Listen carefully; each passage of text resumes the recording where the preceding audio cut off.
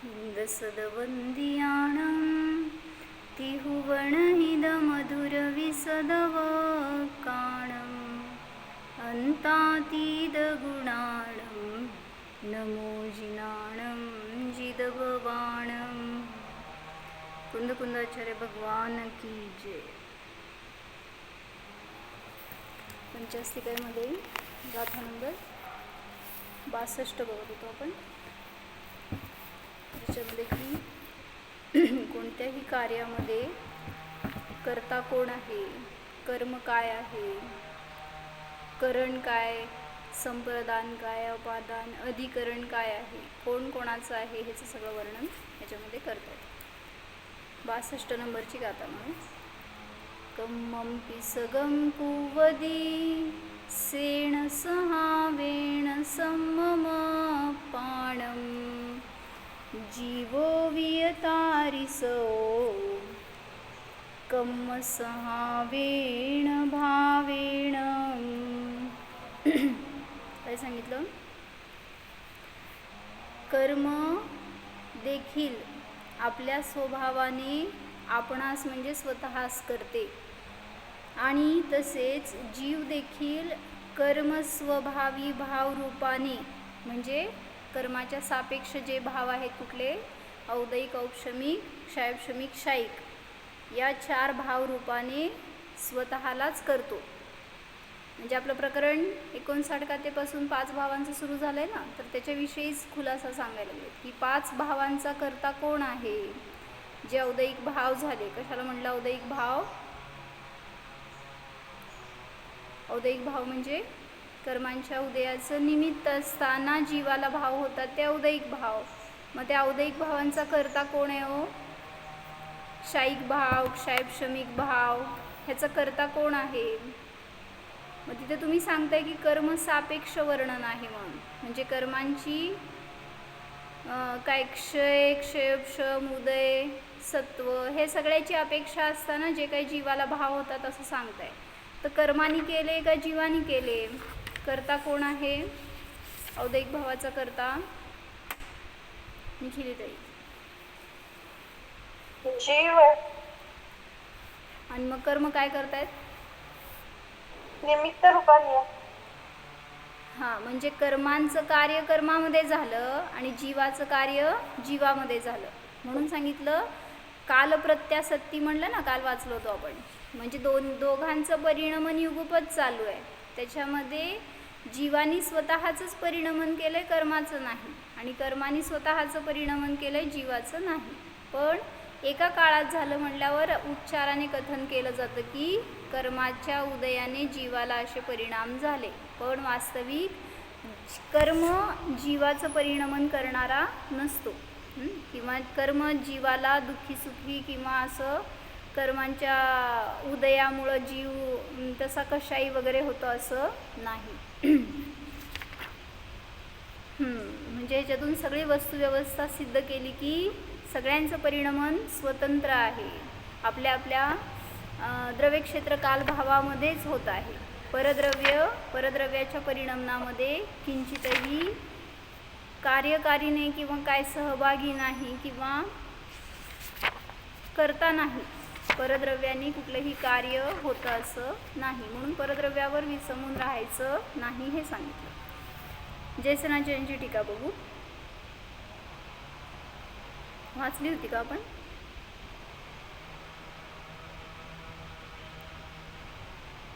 अमृतचंद्राचार्यांची वाचली होती, जयसेनाचार्यांची वाचू.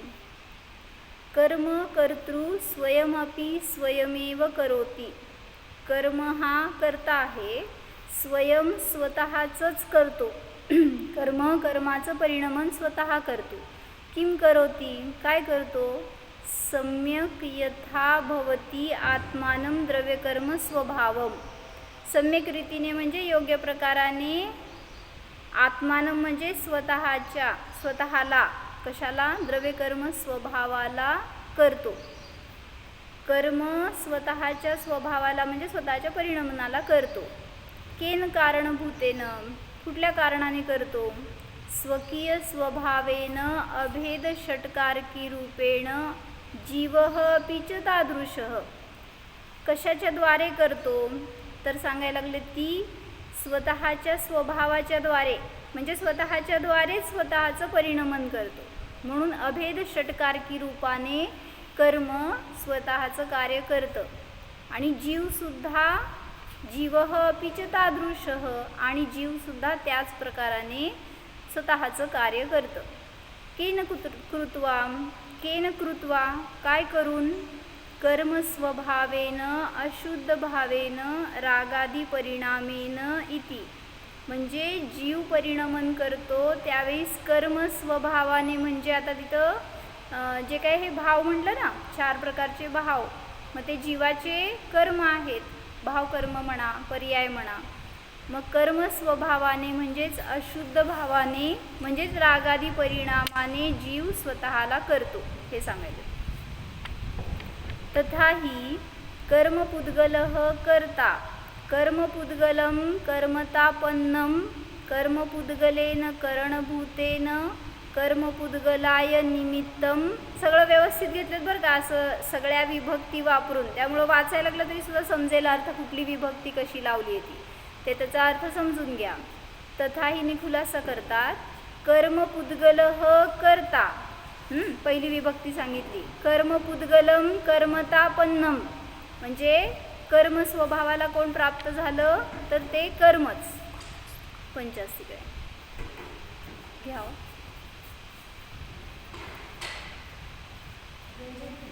नाही ना, तेच त्रास.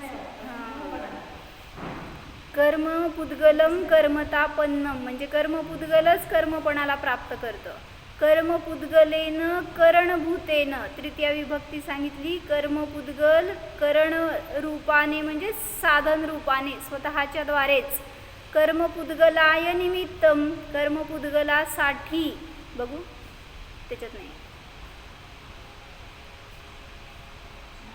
हिरव्या पुस्तकात आहे किंवा मग कवर घातलेला आहे ना त्याच्यात आहे. हां त्यात पण आहे,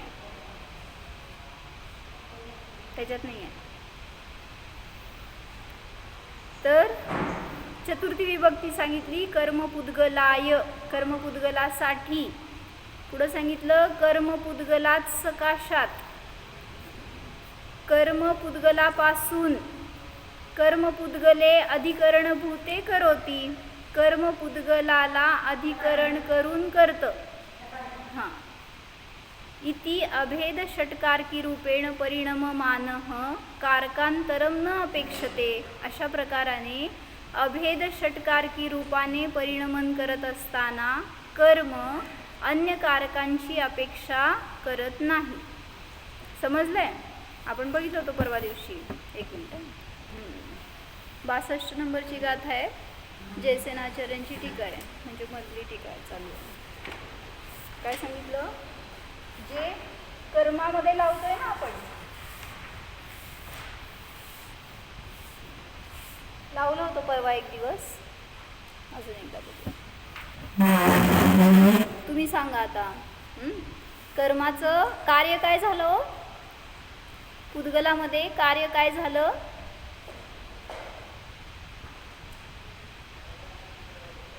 पुद्गल द्रव्य कर्मरूपाने परिणमित झालं, किंवा कार्मण वर्गणा किंवा कर्मस्कंध रूपाने त्यांचं परिणमन झालं, द्रव्य कर्म रूपाने. असं म्हणा की कार्मण वर्गणा द्रव्य कर्म रूपाने परिणमित झाल्या. त्याच्यामध्ये कर्ता कोण, कर्म कोण, करण कोण सांगा. मी इथं फक्त विभक्ती लिहिणार, इकडं सगळं तुम्ही सांगायचं. आणि सगळं काय सांगायचं, कर्म कर्म कर्म कर्म कर्म, दुसरं काय सांगायचं. म्हणजे प्रथमा विभक्तीमध्ये काय आला, कर्ता आला. कार्य काय झालं, पुद्गलाचं, पुद्गल द्रव्य कर्मरूपाने परिणमित झालं, कर्मरूप झाले, हे कार्य झालं. तर या कार्यामध्ये षटकारक कुठले कुठले दिसतंय का बोर्डवरचं. तर कर्ता कोण आहे हो, ते पुद्गल द्रव्य स्वयं. कार्मण वर्गणा.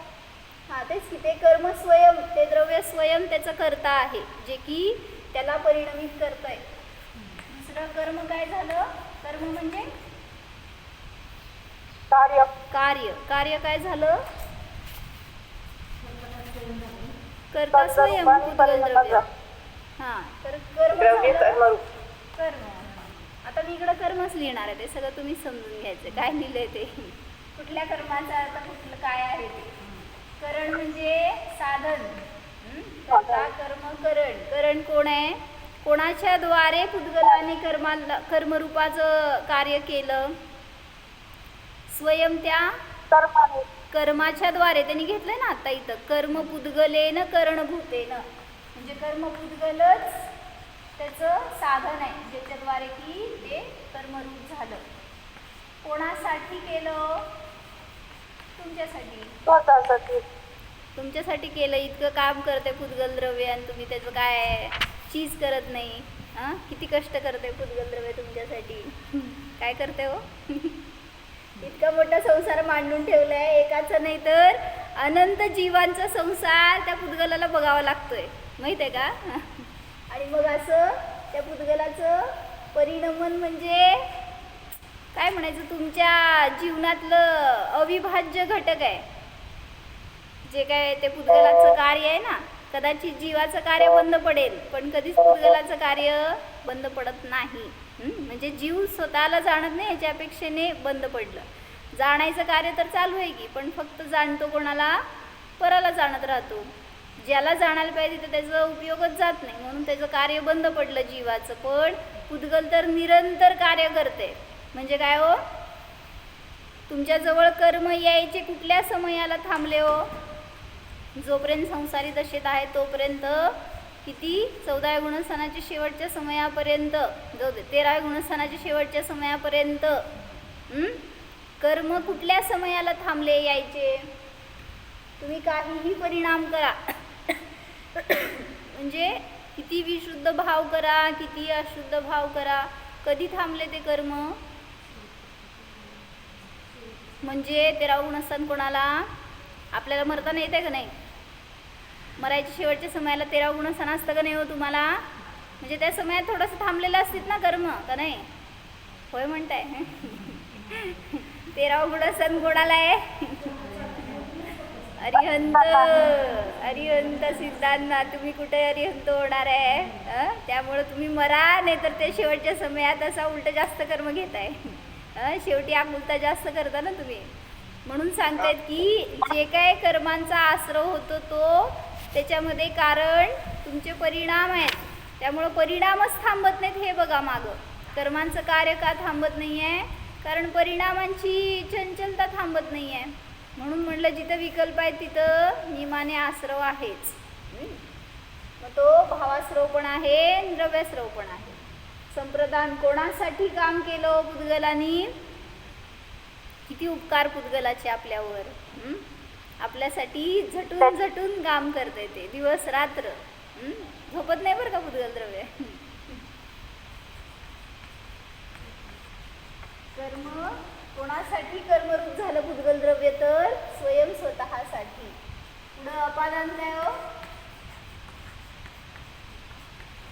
अपादान म्हणजे कोणापासून झालं कार्य? पुद्गलाचं कर्मरूप परिणमन त्या पुद्गलापासूनच झालं. त्यामुळं कर्मापासून कर्माचं कार्य झालं. कर्म पुद्गलाद्वारे असं लिहा पाहिजे, म्हणजे करण. आणि 6वं काय? अधिकरण. कोणाच्या आधाराने झालं? कोणी आधार दिला हो पुद्गलांना? जीवानी. त्याच्याशिवाय कार्य कसं होणार? म्हणजे वास्तविक आधार तर कर्मांचा आधार कर्म स्वयं आहेत. म्हणून कर्मांच्याच आधाराने ते काय कर्म पुद्गले अधिकरणभूते. कर्मामध्ये कर्मरूप हे कार्य कोणामध्ये झालं? तर कर्मामध्येच झालं. त्यामुळं म्हणलं काय? अधिकरण सुद्धा कर्मच आहे. 6-2 कुठली? कम्मंपी सगम कुवदी. बरोबर आहे. त्याची मधली टीका आहे. तर इथंपर्यंत कर्मांचं सांगितलं. तथा त्याप्रमाणे जीवः अपि, शेवटचे 3-4 लाईन आहेत त्याच्यामध्ये बघा. तुमचं पुस्तक वेगळे वेगळे आहे. 62 गाथेची जयसेनाचार्यांची मधली टीका, त्याची शेवटचे 4 लाईन राहिले ते वाचते. सगळ्यांची पुस्तकं वेगळी आहेत तुमची, त्यामुळे 5 नंबर मला नाही माहिती. हां आहेच मध्ये आहे ती टीका छोट्या अक्षरात. बरं ऐका. तथा जीवः अपि आत्मा कर्ता आत्मानं कर्मतापन्नम आत्मना करणभूतेन आत्मने निमित्तम आत्मनः सकाशात. कसं वाचायला पाहिजे आता? जसं विभक्ती आहे तसं वाचते, त्यामुळे तुम्हाला ते तिथल्या तिथं कळेल अर्थ. परत वाचू. जीवः अपि, त्याप्रमाणे जीवसुद्धा आत्मा कर्ता, प्रथमा विभक्ती, आत्मा कर्ता आहे. आत्मानं कर्मतापन्नम म्हणजे स्वतःच्या आत्म्याला कर्मरूपाने, करणभूतेन. परत एकदा जीवाचं सांगते की आत्माच करता आहे, आत्म्याला म्हणजेच कर्म झालं. आत्मना करणभूतेन म्हणजे आत्म्याच्या द्वारे साधन झालं. आत्मने निमित्तम आत्म्यासाठी म्हणजे संप्रदान झालं. आत्मनः सकाशात आत्म्यापासून म्हणजे पंचमी विभक्ती झाली अपादान. आत्मनी अधिकरणभूते म्हणजे काय? आत्म्यामध्ये, आत्मा आत्म्याच्या द्वारे आत्म्यामध्ये आत्म्यालाच करतं हे सांगायचं आहे. म्हणजे जे काय तुमचं भावकर्मरूपाने परिणमन झालं, रागद्वेषादी विकारी भाव झाले, हे सगळं आत्म्याचं कार्य आहे. मग आत्माच तिथं अभेद षटकारकी रूपेण व्यवतिष्ठमानः, अभेद षटकारकी रूपाने आत्माच तिथं कर्ता कर्म वगैरे आहे. असं असताना अन्य कारकाची त्याला अपेक्षा नसते. जसं कर्माला अन्य कारकांची अपेक्षा नाही, तसंच जीवाला सुद्धा त्याचं कार्य होण्यामध्ये कुठल्याही कारकांची अपेक्षा नाही. म्हणजे काय हो? अन्य कारकांची अपेक्षा म्हणजे हां, त्याला दुसऱ्या द्रव्यांची वगैरे गरज नाही आहे, किंवा कर्म नष्ट झाले तरच मी मोक्षाला जाणार. हां, निमित्त म्हणा, अन्य निमित्ताची चालतंय. मग मला सांगा, कर्म नष्ट झाल्याशिवाय मोक्ष होणार का नाही होणार? मग कर्म नष्ट व्हायच्या आधी युगपत आहे. कर्माकडून बोललं तर कर्म नष्ट, जीवाकडून बोललं तर जीवाचा शुद्ध उपयोग आणि मोक्ष. हां, म्हणजे कर्मानी काय केलं? कर्मानी मोक्ष केलं का नाही केलं? कर्माने काहीच केलं नाही, त्याच्यात परिणमन झाले. म्हणजे तुम्ही म्हणताय उपचाराने की 14 गुणस्थानाच्या अंतिम समयाला 8 कर्मांचा अभाव झाला, मग मोक्ष झाला. पण सगळं कार्य आपलं आपल्यामध्ये चालू आहे बरं का. असं इतकी तिच्यामध्ये सगळ्यांना बघताना सगळ्यांचं परिणमन स्वतंत्र बघा. एकच कार्य दिसलं तरी सुद्धा त्याच्यामध्ये प्रत्येक द्रव्य आपलं परिणमन करायला लागले. जसं तुमच्या घरामध्ये काय बोलायचं का विद्याकाठी? काय विचारायचं? हां बोला. काल प्रत्यासत्ती झालं ना? बरोबर, काल प्रत्यासत्तीमध्ये. म्हणून म्हणलं ना, एका घरामध्ये तुम्ही अनेक जण आहात, प्रत्येकांचं परिणमन सेम एका डिफरंट आहे. हो, दिसतंय की एकच कार्य केलं. हां, मग त्यांनी उदाहरण काय दिलं की म्हणजे चांगला संवाद झालता. 1 मिनिट, हे वाक्य पूर्ण करते मी. काय सांगितलं? अयमत्र भावार्थ. भावार्थ काय आहे? येथे हा भावार्थ आहे. यथा एव अशुद्ध षटकारकी रूपेण परिणममानः सन अशुद्धम आत्मानं करोति, तथा एव शुद्धात्मतत्व सम्यक श्रद्धान ज्ञान अनुष्ठान रूपेण अभेद षटकारकी स्वभावेन परिणममानः शुद्धम आत्मानं करोति इति. समजलं म्हणा? म्हणजे समजण्यासारखं होतं. यथा एव ज्याप्रमाणेच अशुद्ध षटकारकी रूपाने परिणममानः सन अशुद्ध परिणामाने परिणमन करत असताना अशुद्धम आत्मानं करोति, अशुद्ध आत्म्याला करतो. जीव अशुद्ध रूपाने परिणमन करत असताना अशुद्ध आत्म्याला करतो. डोक्यावर घ्या पदर. पुढं सांगितलं तथा एव तसेच शुद्धात्म तत्व सम्यक श्रद्धान ज्ञान अनुष्ठान रूपाने अभेद षटकारकी स्वभावाने परिणमन करत असताना शुद्धम आत्मानं करोती. जीव काय करतो? शुद्ध आत्म्याला करतो. राहू दे, झाली माझी टीका. काय सांगितले? अशुद्ध परिणमन कोण केलं तुमच्यामध्ये? मीच. म्हणा मीच. शुद्ध परिणमन कोण केलं? हो ना. मग करता येतं ना आपल्याला. परिणमन कोण कोणाचं करणार आहे? हो, मीच करणार आहे माझं. पण करतोय काय? सतत अशुभ परिणमनच करतोय, अशुद्ध परिणमनच करतोय. त्यामुळं कुठं तिथं मोक्ष नावाला पण दिसत नाही आपल्याला. तो स्वभाव दिसायला पाहिजे. ह्याच्यासाठी अशुद्ध परिणामापासून हटा असं सांगितलं ना. काय सांगितलं होतं त्याच्यामध्ये? अपने कर्म सिवाय जीव को कोई न फल देता कुछ भी पर देता है यह विचार तज छोड़ प्रमादी.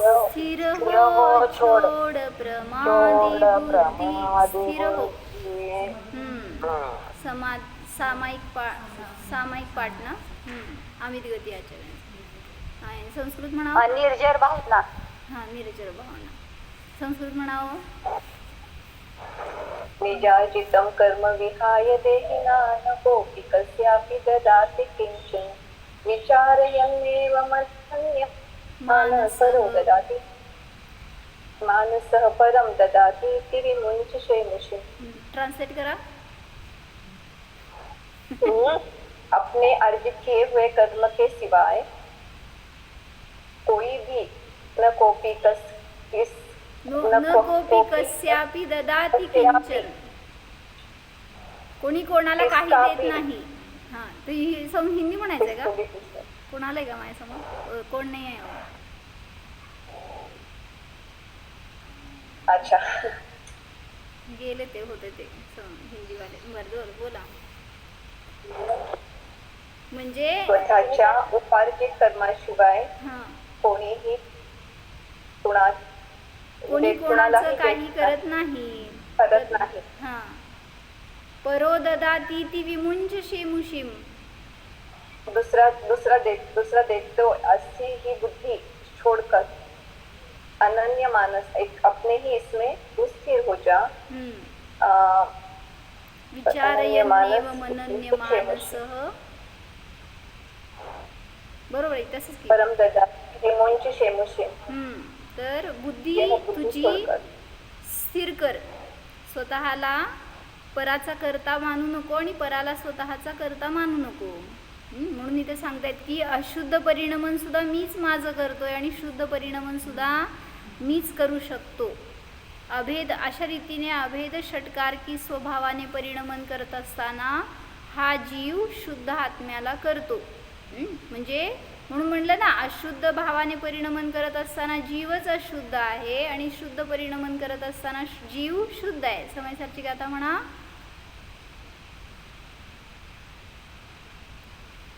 असं ते एका संघामध्ये एक संघ आला होता बरं का सोलापूरला. आणि असं ते आचार्य होते, ते बसलेले सगळे त्यांच्या संघातले असे अन्य साधू. असं ते म्हणायचे, म्हणा रत्नकरण श्लोकाची 15वी गाथा म्हणा, समयसारचं ही गाथा म्हणा, श्लोक म्हणा, असं म्हणा. तुम्ही सगळे म्हणून दाखवायला पाहिजे फटाफट.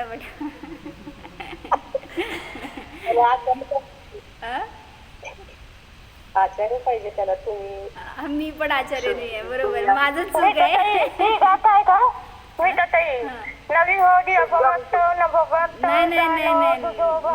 नाही ती नाही. करेक्ट म्हणा. बरोबर. शुद्धम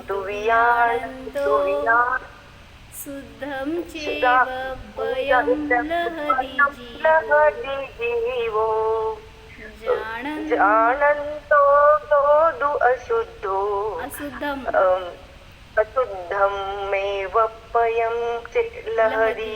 186 नंबरची गाथा आहे समोर अधिकारामध्ये. काय सांगितली? ही शुद्ध आत्म्याला शुद्धम तू आनंद. कुंथलगिरीला हीच आहे ना ते महाराजांच्या समाधी. मग तिथं का गेला? इथं आठवली नाही तुम्हाला?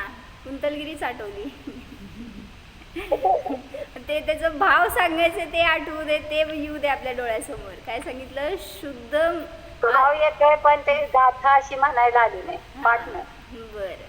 शुद्धम तू वियाणंतो पाठ करायची हो. अशी मस्त गाथा आहे ना, जेव्हा दर्शनाला तिथं बसतो ना, ते चिंतनात घ्या गाथा. कधी जातो बसतो त्यावेळेस, किंवा जाऊ दे समयसार घेऊन बसा समोर आणि ती वाचा, त्याच्यावर चिंतन करा, तर खरोखर तसं आपल्याला समयाला प्रतिभासित होईल. अशुद्ध शुद्धम तू वियाणंतो, शुद्धाला जाण तर शुद्ध झाला त्या समयात एवं भूतज्ञाने, आणि अशुद्धाला जाणत राहिला तर अशुद्धच झालास. मग तुला काय व्हायचंय काय जीवा? अशुद्धच राहायचं असेल तर अशुद्धमेव पयम वियाणंती, म्हणजे अशुद्ध आत्म्यालाच जाणत राहतो. म्हणून महाराजांनी एवढं छान स्पष्ट करून सांगितलं आपल्याला वीरसागर महाराजांनी, तर त्याचा अनुभव घ्या ना. हे माझ्याजवळच आहे, विषय माझ्याजवळ आहे, साधन आहे, फळ मलाच मिळणार आहे. त्यामुळे शुद्ध आहे बस. सगळे विभाव परिणाम झाले तरी सुद्धा त्यांचा कर्ता कर्मकरण संप्रदान अपादान अधिकरण मी नाही नाही नाही झालं. ते सगळं कर्म सापेक्ष त्याच्यामध्ये. मी शुद्ध आत्म्याला जाणताना शुद्ध सगळे षटकारक निश्चय षटकारक माझ्यामध्येच आहेत. आता बोला दीदी गाथा नंबर 186. तर मी आणि काय आपले बघायचं राहिलं होतं ना, कर्मचं जे होतं ना, कर्म का कर्म कर्म हुआ, त्याच्यामध्ये आपण लावत होतो आणि ते आपलं राहिलं होतं. इथे कर्म कर्माचं म्हणजे पुद्गल स्कंद. कर्माचं कर्म कर्म आहे. ह्या वाक्यामध्ये कोण काय आहे सांगा हो? कर्माचं कर्म कर्म आहे. का पुद्गल स्कंद हे कर्ता, म्हणजे पहिला जो कर्म आहे तो कर्ता झाला. बरोबर. का कर्म म्हणजे भक्ती झाली, विद्याभिभक्ती घेतली फक्त. हां. आणि द्रव्य कर्म हुआ, क्योंकि त्याच्यात ते फल आलं ना, द्रव्य कर्म म्हणजे द्रव्य कर्म हे कर्म झालं. हां, पहिलं कर्म आहे ना ते करताय. कर्म कर्माचं कर्म कर्म आहे असं म्हणले. लिहा काय सांगितले? कर्माचं कर्म कर्म आहे. ह्याच्यामध्ये कुठलं कर्म कर्म आहे, कुठलं कर्म करताय, कुठलं कर्म फळ आहे? पहिलं कर्म करता,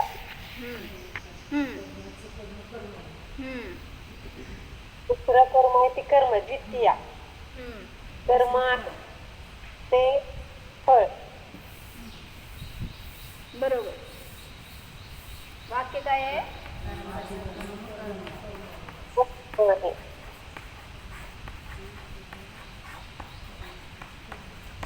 तर हे झाला करता, झाली कर्म. द्वितीया म्हणजे हे कारक सांगते बरं का मी, हे कारक आहे.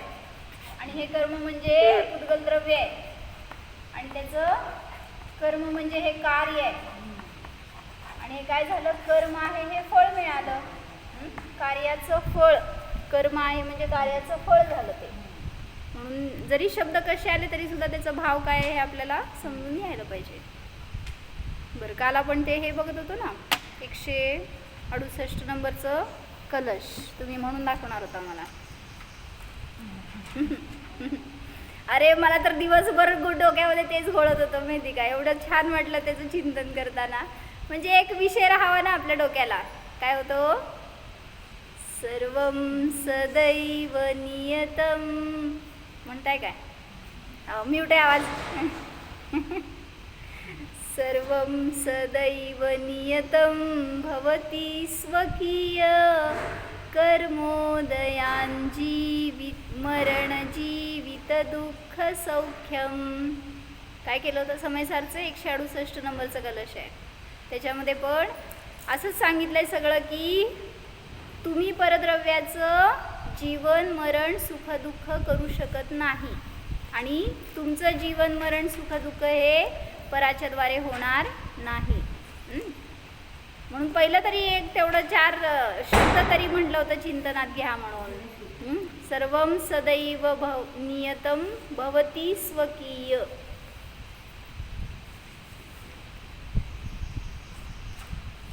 मी ते अमृत काय ते अध्यात्म अमृत कलशमधलं छान वाटलं, तेवढं वाचते, वेळ कमी आहे, ऐका. अपने अपने उदयागत कर्म के अनुसार ही सभी जीवों के मरण जीवन दुःख सुख होते हैं.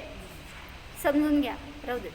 यह सब सदा नियत है. जे तुम्हाला सुख ज्या समयाला होणार आहे ना होणारच, दुःख होणार आहे ना त्या समयाला होणारच.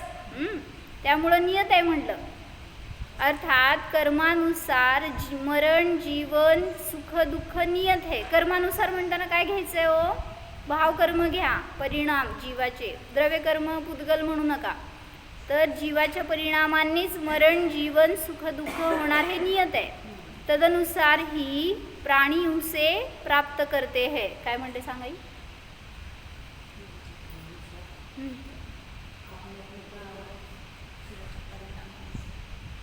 परिणामानुसारच जीवन मरण आणि सुख दुःखाची प्राप्ती होते. दूसरे पुरुष या प्राणी के मरण जीवन दुख सुख करे ऐसा मानना यह सब अज्ञान भाव है, यथार्थ नहीं है. जो कोणी हे मानतो की मी पालन करतोय घराचं, माझ्यामुळं सगळं योग्य काम चालू आहे, सगळं जिथल्या तिथं आहे घरामध्ये व्यवस्थित. आता घरी गेल्यावर जर हल्लेलं असलं तर कोणी हलवलं? 4 दिवस घराच्या बाहेर राहिलो होतो आणि घर सगळं अस्ताव्यस्त झालं. कोण केलं? मी असले तर सगळं छान ठेवते, नाहीतर सगळं म्हणजे कर्तृत्व आलं का नाही. मग सांगताय ते त्याच्या परिणामानेच तिथं राहणार आहे. जसं म्हटलं त्या मनुष्याचं घड्याळ हरवलं आणि त्यांनी अनेक ठिकाणी शोधलं पण त्याला मिळेच ना. त्रस्त झाला. पोरांना बोलवलं, पोरं बाहेर खेळत होती.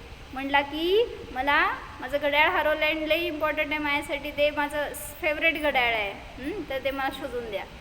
सगळे पोरं आले गडबड गोंधळ करत, कुठं शोधली, तिकडचं तिकडं तिकडचं इकडं, कुठं मिळेच ना.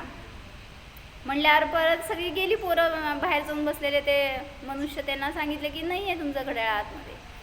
मग ते परत पाठवला पोरांना, नाही आहे तिथंच हरवलं आहे कुठंतरी, बघा शोधून आणा म्हणून.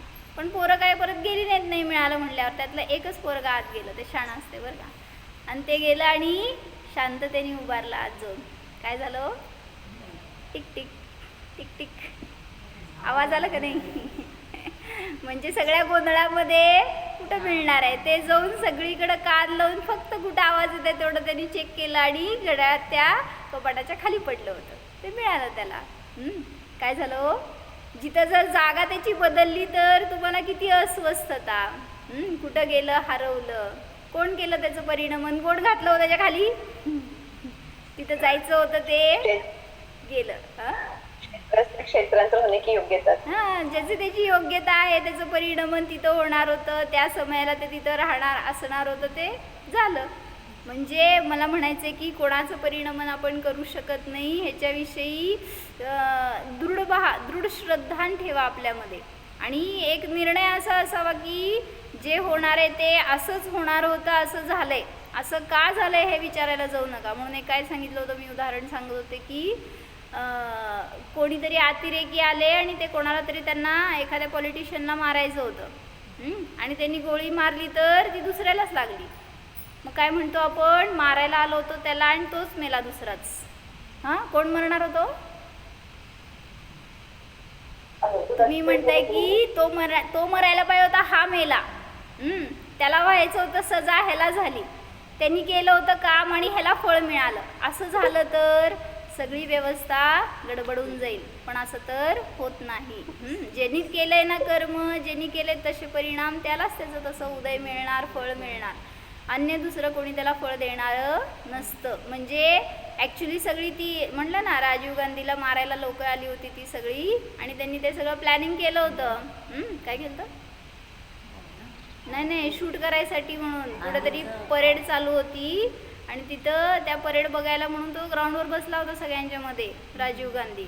आणि त्या परेडमध्ये एक जण होता की जो गोळी बांधणार होता आणि तो कोणाला माहीत नाही त्यातनं येऊन मारणार आहे ते. आणि बरोबर जेव्हा ती बॅच आली समोर, त्यांच्या त्या राजीव गांधीच्या ग्रुपच्या समोर आली तिथे ग्रुप, त्यांनी शूट केलं.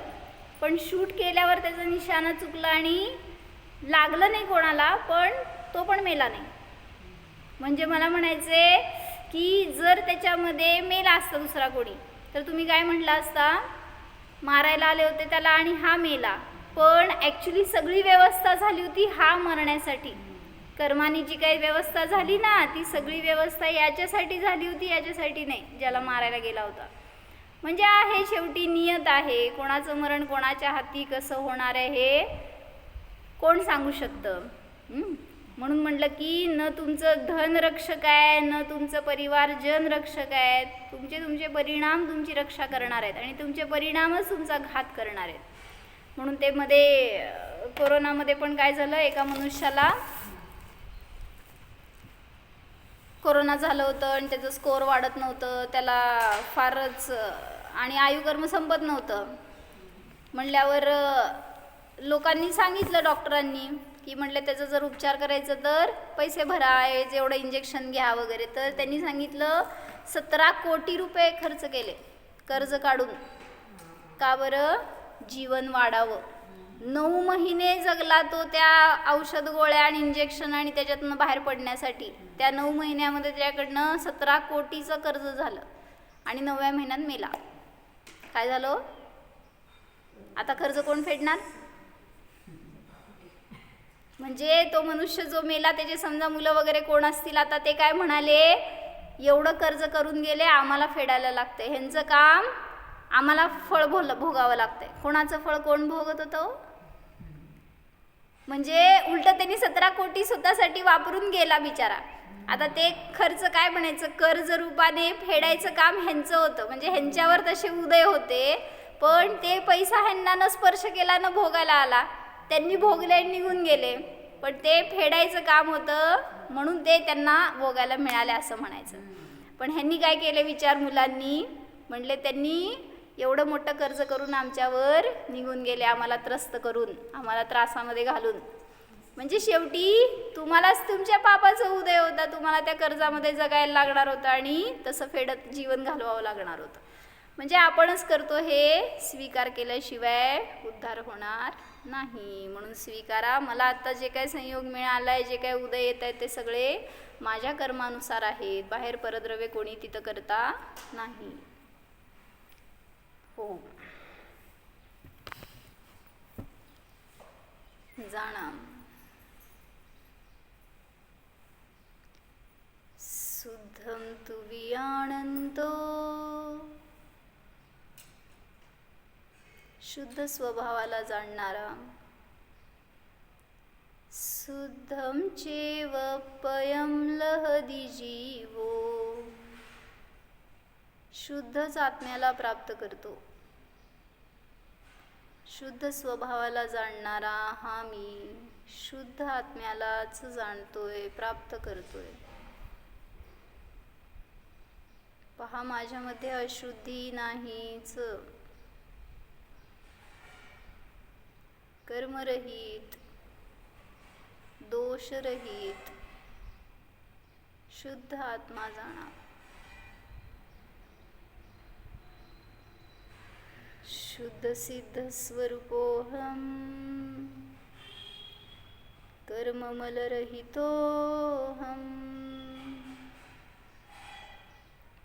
ओम